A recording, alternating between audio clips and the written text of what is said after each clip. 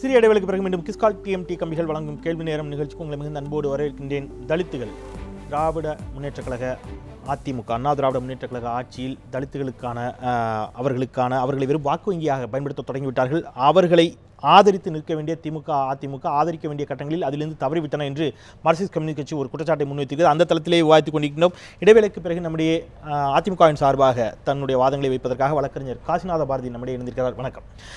நான் திரு அறிவுச்செல்வன் அவருடைய கருத்தை கேட்டுட்டு உங்ககிட்ட வரேன்.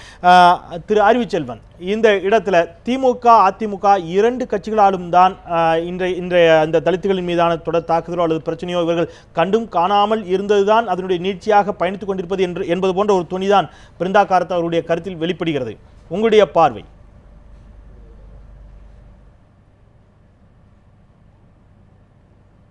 மரியாதைக்குரிய திருமதி பிருந்தா காரத்துடைய கருத்து மிகவும் உடன்படக்கூடிய கருத்து. அதில் முழுக்க நான் உடன்படுகிறேன்.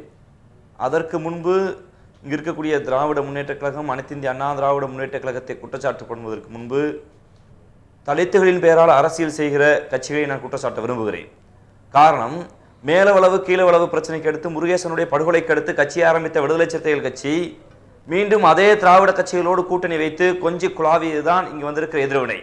மாஞ்சோலைக்கு பிறகு கட்சி ஆரம்பிக்க மரியாதைக்குரிய ஐயா கிருஷ்ணசாமி அவர்கள் மல்லருக்கான மீட்பு என்று போய் மீண்டும் திராவிட கட்சிகளோடு சமரசம் செய்து கூட்டணி வைத்து ஒரு சீட்டு 2 சீட்டுக்காக ஒட்டுமொத்த மக்களின் நலனை அடகு வைத்துடைய வினைதான் இங்க இருக்க ஒடுக்கப்பட்ட மக்களுக்கான அரசியல் விடுதலை இல்லாமல் போனது.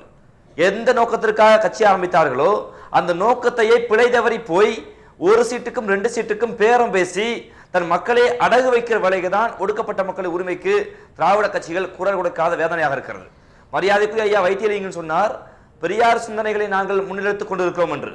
ஐயாவின் மனச்சாட்சியை தொட்டு ஒரே ஒரு கேள்வி கேட்க விரும்புகிறேன்.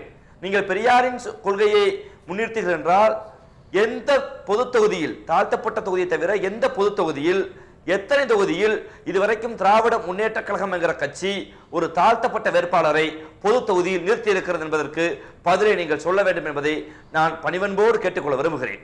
காரணம், எந்த சாதி உயர் சாதியாக இருக்கிறதோ, எந்த சாதி நில உடைமை சாதியாக இருக்கிறதோ, எந்த சாதி பணக்கார சாதியாக இருக்கிறதோ அந்த சாதிக்கு சீட்டு கொடுத்தால்தான் வாக்கு வங்கி வரும், வாக்கு அரசியல் வெல்ல முடியும் என்கிற பிழையான அரசியலை திராவிட கட்சிகள் கற்பித்து ஒடுக்கப்பட்ட தாழ்த்தப்பட்ட மக்களின் விடுதலைக்கு போராடாமல் மீண்டும் மீண்டும் உயர் சாதி எண்ணத்துக்காக போராடிய விளைவுதான் மரியாதைக்குரிய பிருந்தா காரத் இந்த நிலைக்கு சொல்ல வேண்டிய.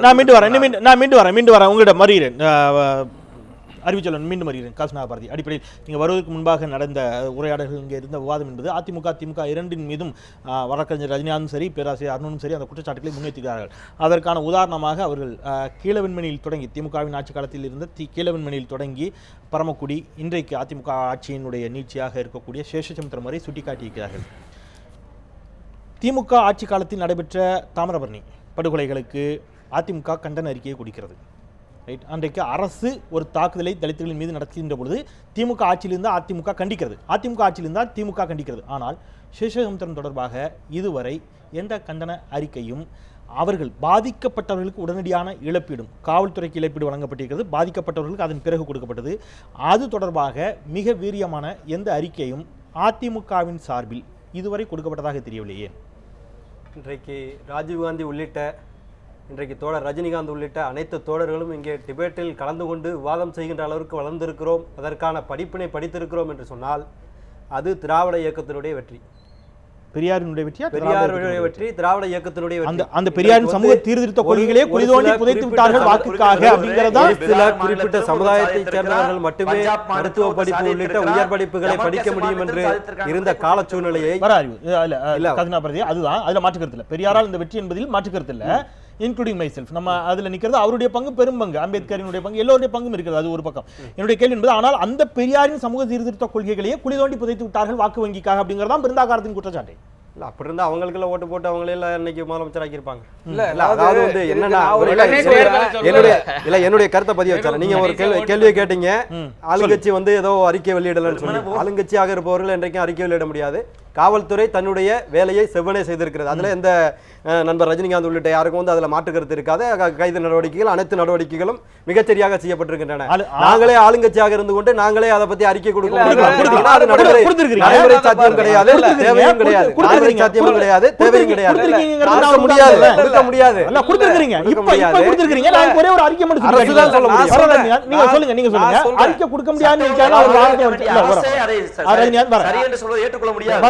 செல்வி ஜெயலலிதா அவர்கள் சட்ட ரீதியாக வழக்குகளில் அவருக்கு ஒரு பின்னடைவு ஏற்பட்டு அவர் சிறை சென்ற போது ஏற்பட்ட அவருக்கு ஆதரவாக ஏற்பட்ட எதிர்வினைகள் அவர் ஒரு அறிக்கை கொடுத்த பிறகு நின்றன. ரைட்.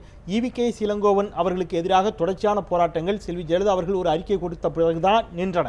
இதெல்லாம் ஆளும் அதிமுக அரசு கொடுத்த அறிக்கை தான். அதிமுக அரசு இல்ல, கட்சி. நீங்கள் அரசு, ஆனால் அதிமுகவினுடைய தலைமை பொதுச் செயலாளர் செல்வி ஜெயலலிதா அவர்கள் ஒரு அறிக்கை கொடுக்கிறார், அமைதியாகிறார்கள். அப்ப அறிக்கை கொடுத்திருக்கீங்க, கொடுக்கலன்னு இல்ல இல்ல, அது அரசு சம்பந்தப்பட்ட நிகழ்வு கிடையாது. ஈவிகே இளங்கோவனுக்கு எதிரானது அவர் அனைத்து இந்திய அண்ணா திராவிட முன்னேற்ற கழகத்தினுடைய பொதுச் செயலாளரை பற்றி தரக்குறைவான ஒரு இல்ல. இங்க நடக்கிற சம்பவங்களுக்கும் அதிமுகவுக்கும் எந்த சம்பந்தமும் கிடையாது. சேலம் சமுத்திரத்துல இல்ல இல்ல இல்ல, அதிமுகவினுடைய அரசு கைது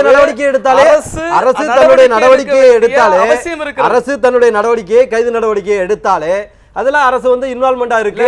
குற்றங்களை தடுக்கின்ற இல்ல எங்கயாவது பாராட்டி அதுல உள்ளவங்களுக்கு யாருக்கும் என்கரேஜ் பண்ணிருக்காங்க, என்கரேஜ் பண்ணிருக்காங்கன்னு சொன்னீங்கன்னா நாங்க வந்து நடவடிக்கை எடுக்க தயாரா இருக்கோம்.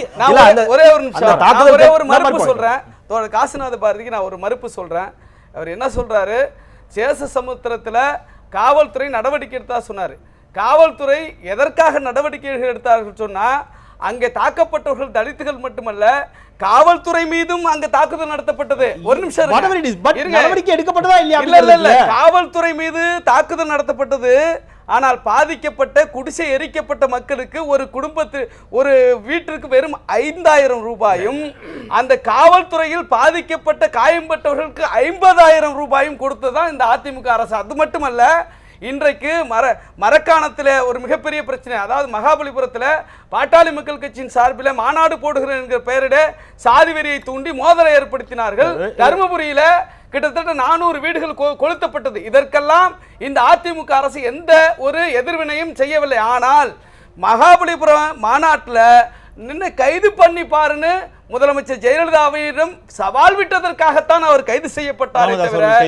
400 குடிசைகள் எரிக்கப்பட்டதற்கோ, தலித்துகள் தொடர்ச்சியாக தாக்கப்பட்டதற்கோ எந்த விதத்திலும் தருமபுரியில கூட நீதிமன்றம் தான் 7.5 கோடி ரூபாய் நாங்க எங்கள் மூலமாக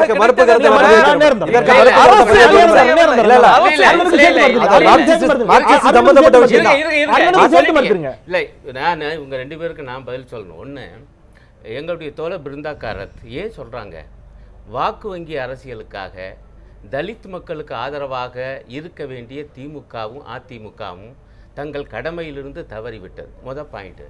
ஒண்ணுமில்லை, நீங்க சேஷ சமுத்திரம் சொல்றீங்க, ஆளுங்கட்சிக்கு நான் அப்புறம் வர்றேன். இவங்க தானே எதிர்கட்சி. திமுக ஏன் இது வரைக்கும் அறிக்கை விடலை? சேஷ சமுத்திர விவகாரத்தில் தாழ்த்தப்பட்ட மக்கள் கடுமையாக பாதிக்கப்பட்டிருக்கிறார்கள்.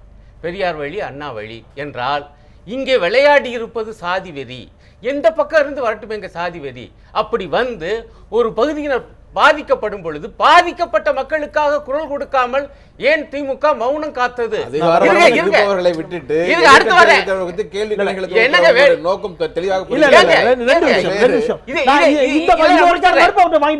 முடிச்சிடறேன். அடுத்து ஆளுங்கட்சி வாங்க, அவர் என்ன சொல்றாரு, நாங்க தான் போலீஸ் நடவடிக்கை எடுத்துட்டோம்ல. இருங்க, ஒரு அரசு அதானே செய்ய முடியும். கொஞ்சம் கவனிங்க. இங்க இருப்பது வெறும் சட்ட ஒழுங்கு பிரச்சனை மட்டுமல்ல, இதற்குள் இருப்பது சாதி வெறி என்கிற ஒரு சமூக கேடு. பெரியார் அண்ணா வழியில் வந்தவர்கள் என சொன்னால் இத்தகைய சாதி வெறி கூடாது என்று அறிக்கை விடுவது எது அவங்களை தடுத்து நிறுத்துது? வெறும் போலீஸ் கேஸ் போட்டா போயிருமா? நான் இன்னொரு முடிச்சிடறேன். இன்னொரு கேள்வி அவருக்கு பதில் சொல்ல சொல்லுங்க. கோகுல்ராஜ் கொலை தேடப்படுக யுவராஜ் எந்த கிரகத்தில் இருக்காரு? ஏன் இன்னும் யுவராஜ கைது செய்யல?